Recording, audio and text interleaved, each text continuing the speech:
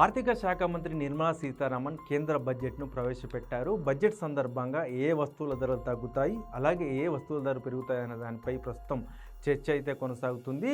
ఈ బడ్జెట్ సామాన్య పౌరుడిపై ఎలాంటి ప్రభావం చూపుతుందో అనే దానిపై కూడా చర్చ కొనసాగుతుంది. మనం చూసుకున్నట్లయితే ఈ బడ్జెట్ తర్వాత ఏ వస్తువుల ధరలు తగ్గుతాయి, అలాగే ఏ వస్తువుల ధరలు పెరుగుతాయో ఒకసారి చూద్దాం.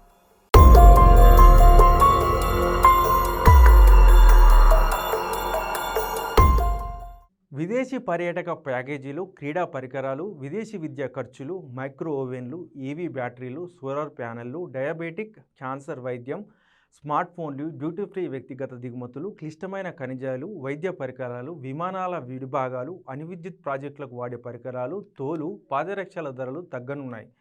క్యాపిటల్ గూడ్స్, క్రిటికల్ మినరల్స్పై బీసీడీ మినహాయింపు ఇచ్చారు. వ్యక్తిగత వినియోగానికి వాడే పరికరాలపై బీసీడీని 20% నుంచి 10% తగ్గించారు.